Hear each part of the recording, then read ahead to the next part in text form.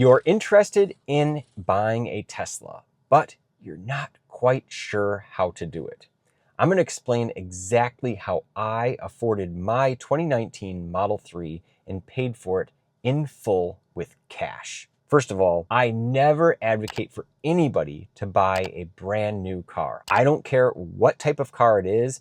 Buying a new car is never a smart financial decision. The reason is, well, especially when it comes to Tesla, is that you take a huge hit with the depreciation. After the first 3 years, you're going to lose 30 to 50% of the value of your car. So if you turn around and go to sell it, you're losing a ton of money. This is very, very different from putting that money into the stock market, for example, where it's highly unlikely that in 3 years you're going to lose 30 to 50%. You might lose 5%, you might lose 10%. So how did I afford this car? Well, I'm probably not a good role model for everybody. I will explain how I afforded this car, but if possible, and I know that you're watching this because you want to buy a Tesla, if possible, get a used Tesla. Now, you may be here because you watch my other videos where I take my car around the city of Chicago using full self-driving. My channel is dedicated to full self-driving for the most part, and I still use it every single day. That was a huge draw for me to be able to get this car. I loved the technology, I loved the speed, but more than anything, I wanted the autopilot and the full self-driving features. But that's very expensive. When I first got my car, I did not buy full self-driving. I couldn't afford it. It was way too expensive. Even back then, it was $5,000, and then it went up to $8,000, and then it went up to $15,000, and now it's back down to $8,000. I would never advocate for anybody to just plop down $8,000 on day one unless you have the disposable income. So how do you find a used car if you want to get FSD? Well, that's tricky. It's very difficult to find cars that have FSD because a lot of dealers don't actually know whether it has FSD. You could call them up on the phone and say, hey, does it have full self-driving? They'll be like, oh, you mean autopilot? You're like, no, FSD. And they're going to look at you with a blank stare. You have to look at pictures of the screen. The best way to figure out if the car has FSD is to buy from a private party, ask them directly, call the dealer, ask them, or you could get an app called FSD Hunter for $1.99 and find out which cars in your area have FSD on it. That tip right there. I accept gifts through YouTube, by the way. So what I'm trying to say is buy used. Back in 2018, the Model 3 was brand new.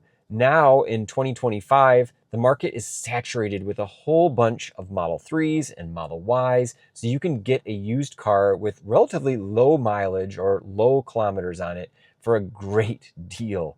And that, my friends, is the biggest hack there is to being able to afford a Tesla. So if you're going to get a Tesla, I would highly advise you to, first of all, pay off your existing car loan. That's rule number one. Rule number two, buy used if possible to beat out that depreciation. And rule number three, try to get the best trade-in value for your existing vehicle. That will really set you ahead. And if you can't find a good trade-in value, check at multiple places to see what your car is worth. Then you can always sell private party. But let's say you really just want that new car. Well, there's 4 reasons really to justify getting a brand new car. Reason number 1 is you have the money. You have the disposable income. You can pay it in cash. You won't have a loan. You won't have a lease.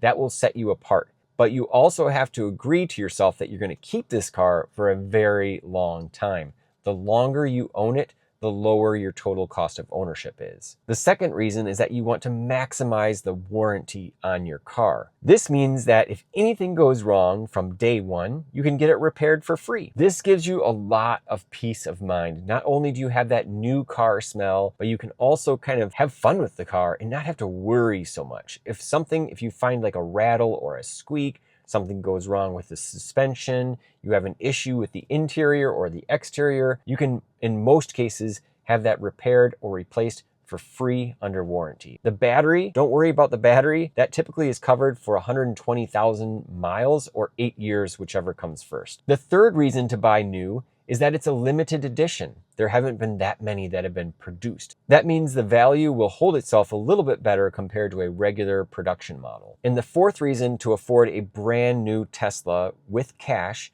is that it's going to be your dream car or your forever vehicle. This is something that you're going to keep for a very long time. And that's exactly what my case was. I've been driving my car for 7 years. I'll be driving it for another 7 years. I'll probably add another Tesla at some point. Maybe I'll get a loan, maybe I won't. But definitely I will be looking at used cars ahead of the brand new cars. That is the best way to get into a Tesla. So you're looking at used or you're looking at new and you're wondering, how am I going to be able to afford this? And that's the point of my video. I'm going to explain exactly how I got my Model 3 for $51,000, all said and done, out the door, in cash at the age of 39. First things first, you need to eliminate debt. This includes all of the bad debt, in particular, credit card debt. Car loans, I don't necessarily call that good debt. There are some examples of good debt that you may want to take your time with, but you still want to get rid of as much debt as you possibly can. A good example of good debt would be educational loans or a mortgage, for example. These are things that are hard to be able to afford straight out of the gate, and they typically have lower interest rates. Good debt is where the loan rate is lower than what your money would make in the market otherwise. Because why pay all of your money and basically deplete your banking accounts and put it into paying off the loan when you can put it into the market and make more money? However, you have to evaluate, because if you look at the loan and it's a 10-year loan or a 15-year loan, look at how much you're going to pay over that 15 years, add all of that up, and then compare it to if you were to pay it all right now. And if it's substantially larger, I'm saying like 10, 20% larger, then yeah, you might want to pick up the pace a little bit and pay that off sooner. But generally speaking, low interest loans aren't necessarily bad. So that's the first thing, get rid of your bad debt. The second thing is make sure that you get started with investing as early as possible. The only way I was able to afford this car is because I got into the stock market at the age of 28. That's reason number one. And I'm not talking about a retirement account where you get penalized for taking it out early. I'm talking about your regular individual account. This is something that you open up, you play around with, but you generally want to be safe and invest it in multiple things so your eggs aren't all in one basket. You've probably heard that phrase before. And you also want to kind of speed things up. So you don't want to be ultra conservative. Some people think, oh, dividend stocks, these are safe and I make money on the side. Dividend stocks aren't always the best investment. Sure, you can have them in your portfolio, but take a look at a wide range of things and pick up little things here and there. The best way to get rich quickly, and this is the safest way as well, by the way, if you're younger, is to put your money in the S&P 500. My favorite is VOO. Now, don't take this as financial advice, but if you want to use my experience to help propel your journey forward so that you can also afford a brand new Tesla, then hey, this is one way to do it. It's just an example of how I did it. So you could put your money into VOO. I'm a big fan of that. Very low fees, great return.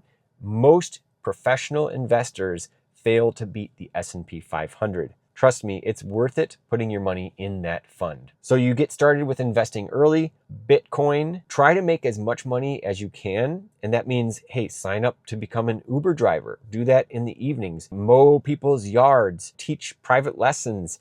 There's a number of different things that you can do. Think about what you're good at and think about what you like, and then try to make money doing that. That is the best way to get rich quickly, eliminate debt, invest early, and make multiple income streams. Now, I was never really good at multiple income streams, but not to sound egotistical, but I am very good, I believe, at investing. And then the first thing is just getting rid of that debt. And that's rule number one, get rid of that debt as much as possible. My education loans, I was able to get rid of those right away. I worked throughout college. I worked my butt off during college to make as much money as I possibly could. I became a resident advisor, so my room and board was free.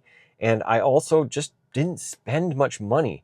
My parents didn't have any money. They had to apply for a FAFSA. They struggled. So I was on my own. I had to get all the scholarships. Like I said, I had to work during college.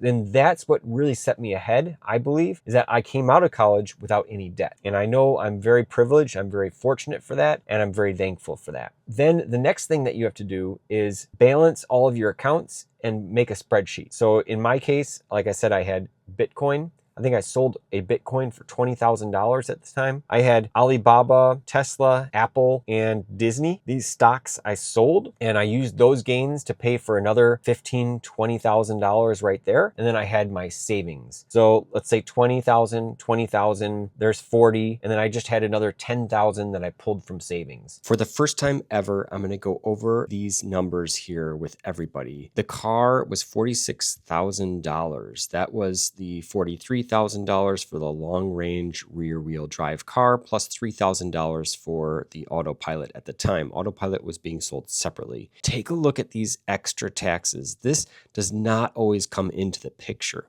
I had no idea that this was going to push it to $50,000. Now that's a mental thing for me.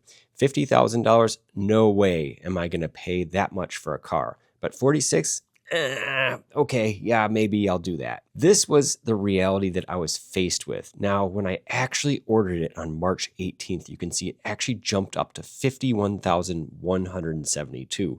So I did summarize everything here. A huge shout out to Alibaba, Disney, Tesla, Apple, and Bitcoin and other investment gains for contributing toward 80% of the purchase price of my new Tesla Model 3. Bitcoin gains $20,000, stock gains about $20,000. So 40% from Bitcoin. And that was a total gamble that I made. But the point is, put eggs in multiple baskets. Own a little bit of crypto, own a little bit of gold, own a little bit of stocks, own a little bit of bonds. You have to have your money in multiple places. There are also the NFTs. I mean, there's so many different ways to invest your money these days. And then you can see the raw money. This was from savings, and I had struggled with this, at the time. I overdrew one of my accounts.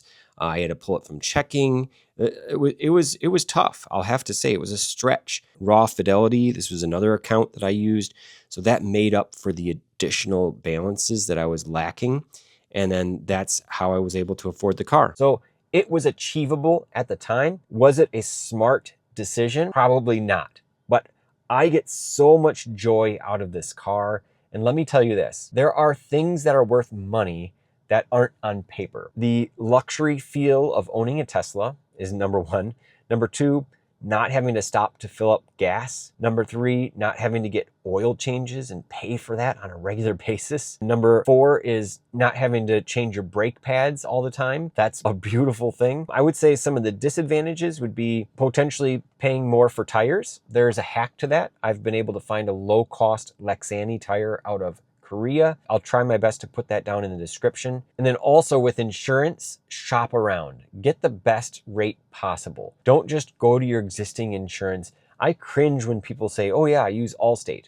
Or, oh yeah, I use Farmers Insurance. Or I use Geico. Geico, even though they say it's a great deal or whatever, these national chains tend to cost a lot of money. Try to find a local insurance company that allows you to combine your home and auto. And if you combine home and auto through one insurance provider, you can typically save some money that way. So maximize your money savings.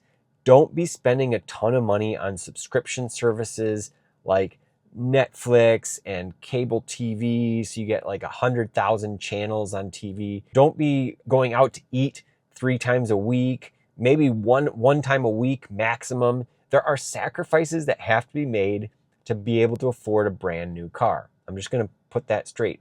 Now, you could be very fortunate and you could have a very high paying job in the tech industry and you may be really stressed holding that job. But I know a lot of people that they're able to balance that, and that's great. You may have a lot of disposable income and you may not need any of this advice. But if you're struggling, it takes time is my answer. And then the quicker answer is to buy used. I hope this was helpful. I hope you guys gained something out of this. Let me know if you have any questions. I read every single comment and I appreciate all of you watching. If you got any value out of this, please consider subscribing. It goes a long way. And hit that like button for the algorithm. And until the next one, have a great day.